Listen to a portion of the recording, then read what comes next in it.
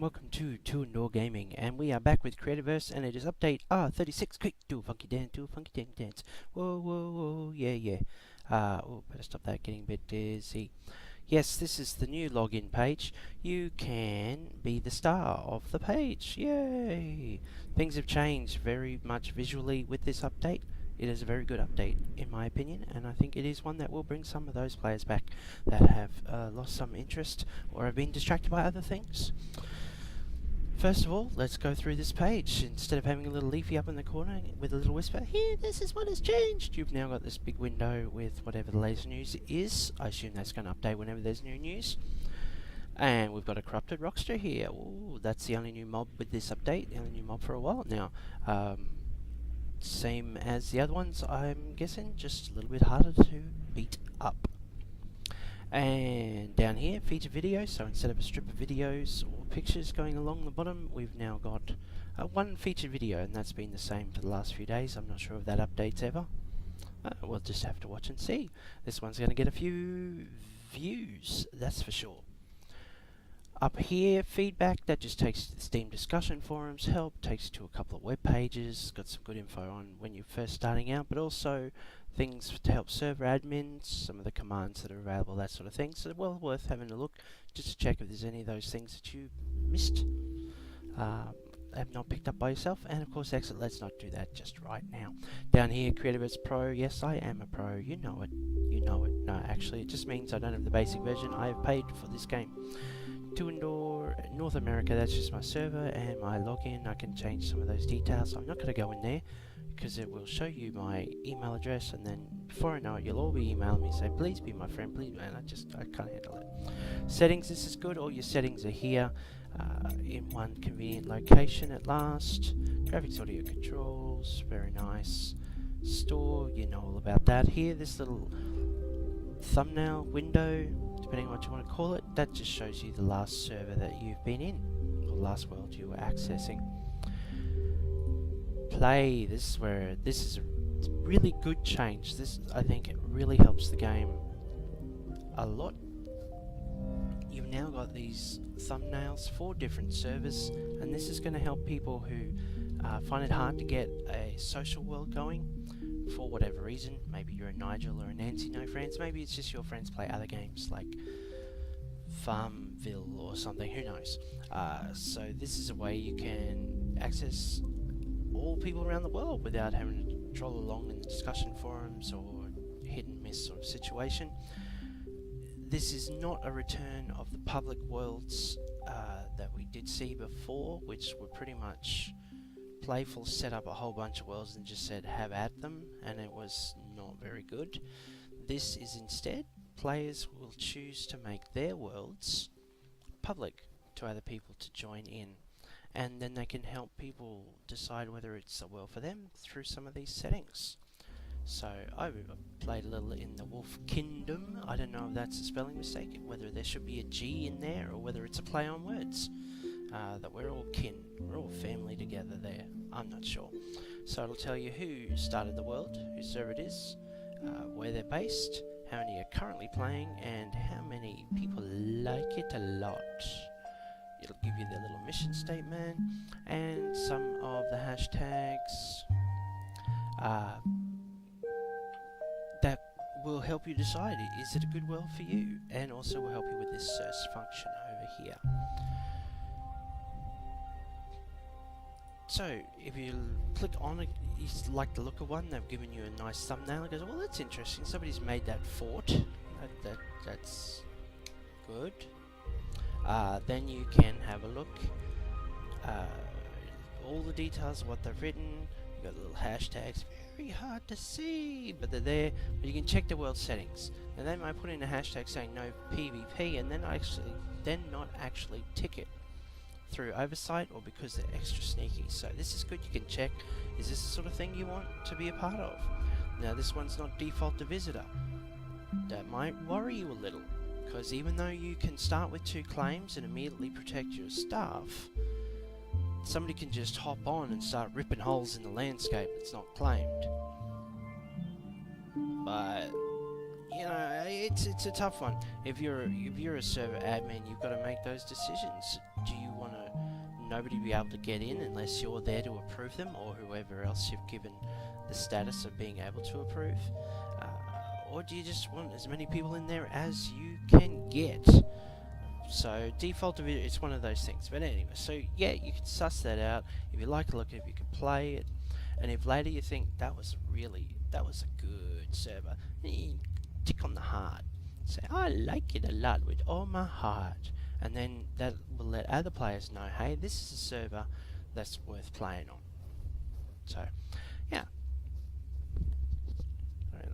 Just my mic is doing funny things. So that's very helpful. Now the thing with those hashes, what's with this hashes? Well, I'll show you if this recent my worlds, you can work that out. Obviously, ones you've set, see mine aren't public, so they've got a little lock on them. So nobody likes them at all. Create new world, obviously if you're on basic you won't get that. You only have one world to work with. But search, this is where the hashtags come into effect. Alright, you can type in here hash, you definitely want to play no PvP. Now you saw on that public page there was like lots and lots of servers, and that's just going to get bigger and bigger and bigger as more people say, hey, I want my world to be public. Now no offense, but there's going to be some 6, 8, 10-year-old kids out there going, hey, I want people to play with me, and they'll just make everything public, and you're going to get a bit chunky on that list. You want to willow it down a little. This is where your hashtags come in, so you can put no PvP, and then anybody who's put that hashtag on their world, it's going to come up for you. Now obviously no PvP is going to be a very popular one, so you might want to make it a little more specific than that. So you might want to put maybe you're worried about swearing, or you know, a bit of unsavory things. You might put family, and anybody who said they're specifically going to try and keep it a little family orientated or something. Right, so you're going to come up with some of these family and no. So at the moment, I don't know, can you put in Boolean search terms? I've not tested it. Let's see. Is that going to do anything? Nah. Okay, well that's good to know. Boolean search terms don't work, and if you don't know what a Boolean search term is, then you don't need to know what a Boolean search term is, what I'm talking about. Okay, so that's going to help you out a little bit. Also, the great thing with the hashtags is you might be looking for, say you want a specific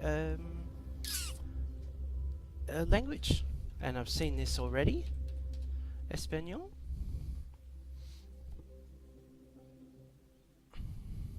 And so you're going to find servers that have Spanish or Espanol. Oh, that's good. It's actually translated it for me there, and it's looking for both Spanish and Espanol. So that's going to be something that's going to be helpful to people with language issues. This is a global game and global servers, so that's going to give people some range. I like that. I like that a lot. It's a very good feature. Thank you, Playful. So how do you set one of these worlds up? Well, if I was going to do it, I could put in anything. You know, these are the basic things. You know that. If you are going to do a public world, make sure your description is helpful. Describe what you want to make with your world. Players you're looking for. That's all helpful there, because somebody's going to click on your little thumbnail. Whatever they read is going to influence whether they're going to join your world or the thumbnail next to yours. Don't worry, it's not default. Your world is not public unless you actively tick that circle. Okay, so that's good. I'm glad that it's not default. You've got that option. Obviously, if it is public, there's no password, because it's not really public if you're blocking it. Makes sense, doesn't it? Either way, public or not public, you can enter your tags here. Like I said, it's finding bits of words, so if I was to type in big, then anybody who's looking for typed in big build or build big or whatever is going to find that. But I could put big build. Maybe I want to encourage people that it's Australian. Now your hashtags have to be at least 3 letters, I found out, because I put in Oz one time and it so you've got that option. Put in your tags, make them descriptive, specific. If you're looking, like if you say hey to your mates, come play my world, you'll find it on the Jono. Right, then they can search for that.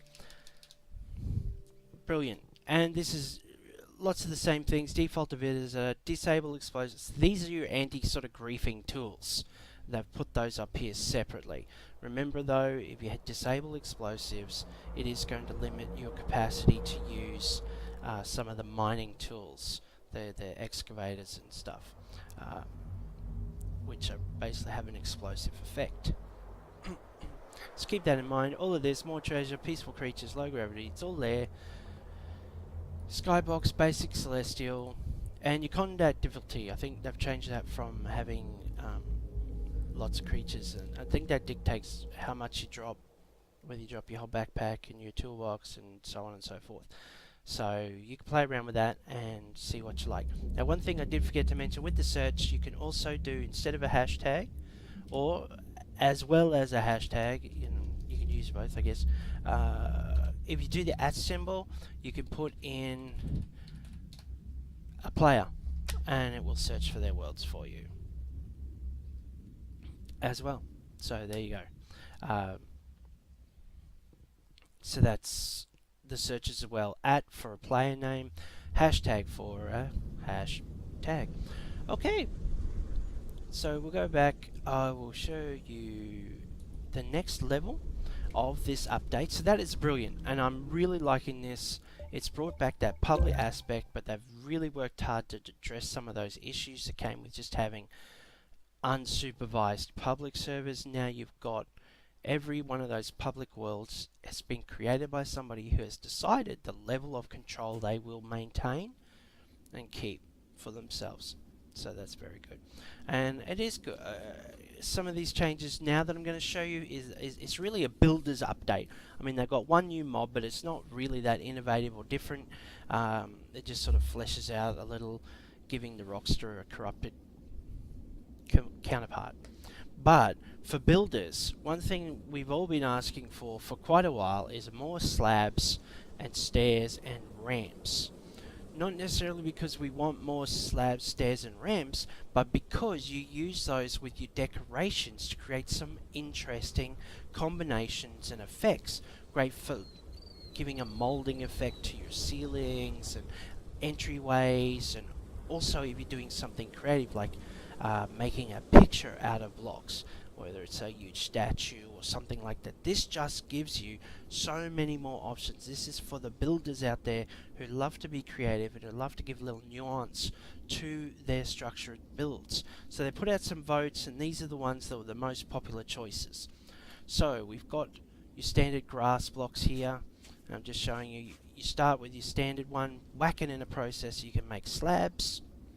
So, you know, play around with them. You get these different combinations, and how they connect to each other can make a difference to your build. So, also in the process, you can make the ramps. As you can see, you rotate them around. You can get some different combinations, which just give you some different surfaces and interplay of blocks. And then, once you make the slabs, from the slabs you can make the stairs. And that's the same with each of these blocks. You start with a standard block, then you chop it up, get your slabs, get your ramps, and then with your slabs you can make your stairs. Pretty standard. So you got your grass, you got your dirt. So again, so with these you got different sort of textures with the sides and sometimes the tops and the bottoms. So play around with it with your builds, and you can get some good stuff happening there. Ramps. So there's your dirt. Got your peak stone, which is nice. It can be good to have some nice dark colours in there, and I do like that surface and the colouring. The ramps especially, that is going cool. This is good limestone because it's a nice base colour, so that's going to make some of these connections a little bit smoother. Can see some lines though. Limestone, bedrock. So just showing you quickly, glass. This is interesting because it's very hard to see, like what you're looking at. So yeah, but that will work depending on what sort of background you've got. The Adobe is probably your best situation because it fits smoothly together. So your colours are a little more seamless. That's going to be very good. Yellow, red, blue, standard white. Well, it's just your basic Adobe. So yeah, that's the building update. Very nice. It's going to create some real interesting features with a lot of builds. And with the grass slabs, this is something Mulberryman put me onto. You can now make some nice flagstone paths. Wow, look at that. Tricky. I didn't know you could do this. You showed me this. This was the case even before the update. You could do this. I just didn't know about it. And you just do it sneakily by putting in a wood planter. You can put any block you want on it. And then when you add the slab to the top of it... Oop, I didn't want to do that. Here we go. Just show you quickly.